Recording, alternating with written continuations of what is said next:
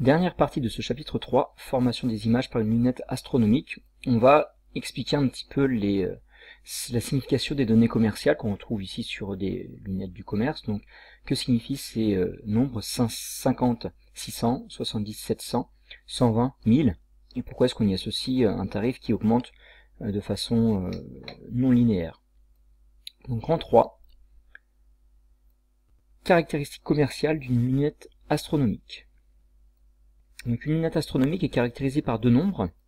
Le premier, donc le diamètre de son objectif, donc dans le 70, 700, le 70, ça va correspondre au diamètre de l'objectif, et le second nombre, la distance focale de l'objectif. C'est le 700 dans l'indication 70, 700. Et on va voir ici que la distance focale de l'objectif est quasiment directement liée ou associée à une caractéristique qu'on appelle le grossissement G de la lunette. Donc tout d'abord la luminosité. Plus le diamètre de l'objectif sera grand, plus la quantité de lumière collectée par la lunette sera grande, et plus on pourra voir d'objets célestes. Donc ça c'est la première caractéristique, le diamètre de l'objectif. Plus ce diamètre est grand, plus on va collecter de lumière, et plus donc l'objet observé sera net. On peut avoir besoin de collecter un maximum de lumière pour des objets très lointains et peu lumineux, des étoiles, des galaxies, par exemple. Donc ça c'est la première caractéristique, le premier nombre qui correspond au diamètre de l'objectif.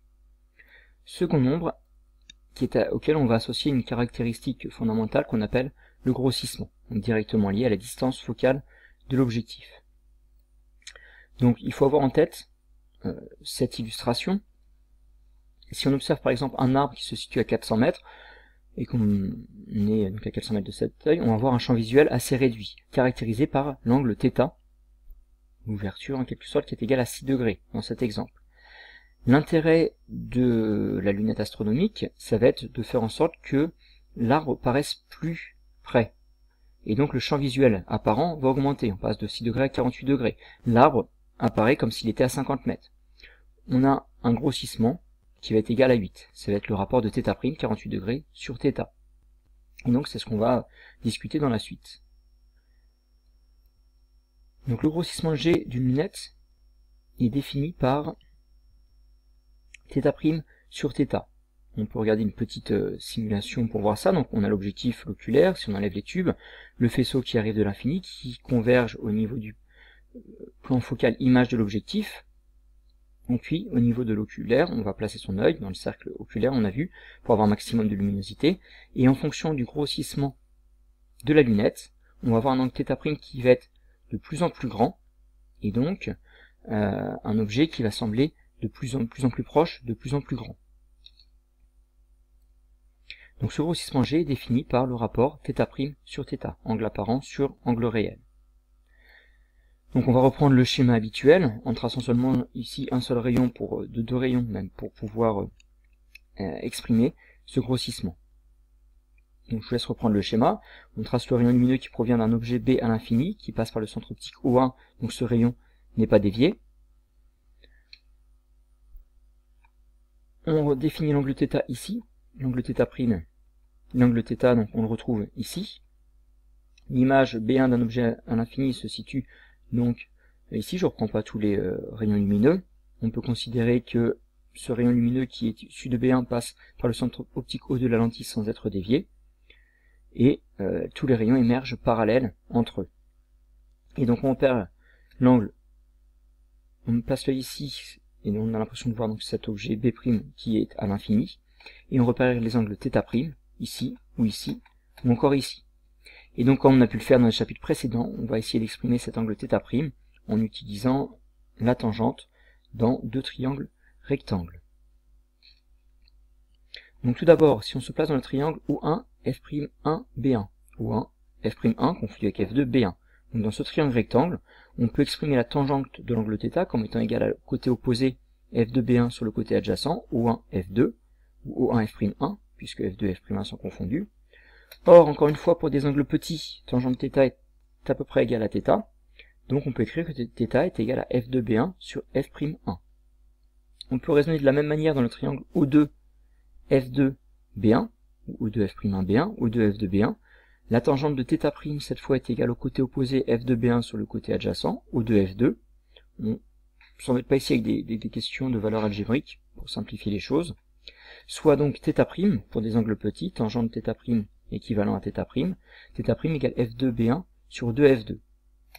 Or, on a vu que la définition du grossissement c'était égal à θ' sur θ. On va donc remplacer θ' par f2b1 sur f'2 et θ par f2b1 sur f'1, soit g égale à f2b1 sur f'2, c'est θ', sur f2b1 sur f', c'est θ. On peut simplifier par f2b1 pour finalement exprimer le grossissement comme étant égal au rapport de la distance focale de l'oculaire sur la distance focale de l'objectif sur la distance focale de l'oculaire. On peut donc reprendre cette démonstration, le schéma et la démonstration qu'il faut savoir faire. Donc le grossissement, défini comme le rapport de l'angle apparent sur l'angle réel, peut être exprimé en fonction du rapport de la distance focale de l'objectif sur la distance focale de l'oculaire, et donc le grossissement est directement lié à la distance focale de l'objectif.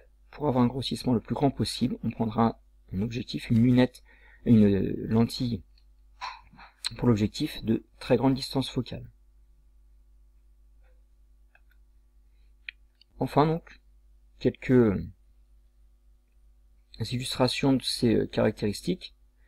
Si on imagine par exemple regarder la Lune avec un objectif de 70 mm et un grossissement entre 30 et 70 fois, f' sur f'1 sur f'2, on verra la Lune entière dans le champ de vision. Pour ces grossissements-là et des objectifs plus grands, on aura une bonne luminosité, par contre on ne gagnera pas en détail. Si on prend un grossissement supérieur à 140, avec un objectif de grand diamètre, on verra les petites collines, les détails les plus fins seront visibles, avec une luminosité la plus grande. Pour Mars par exemple, avec un petit diamètre et un faible grossissement, on pourra centrer la planète dans le champ de vision, mais on ne verra pas le détail. Si on prend un petit objectif 70 mm, donc luminosité assez faible mais un fort grossissement, on pourra observer facilement Mars. Par contre, si on augmente le grossissement, là on pourra commencer, avec un grossissement de plus de 200 fois et un diamètre grand, donc grande luminosité, on pourra commencer à voir les différentes caractéristiques de Mars. Donc l'idée, pour gagner en détail, c'est d'avoir un grand diamètre pour gagner en luminosité et un grossissement le plus important possible. La contrepartie, c'est qu'on aura des lunettes astronomiques qui coûteront de plus en plus cher.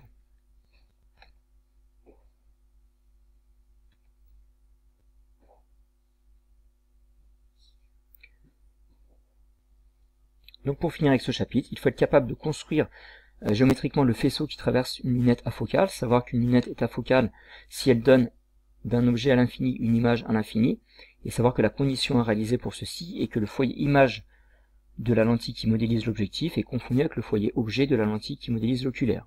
Enfin, il faut savoir à quoi correspondent les deux caractéristiques commerciales d'une lunette, le diamètre de l'objectif, dont dépend la luminosité, et la distance focale de l'objectif, dont dépend le grossissement de la lunette.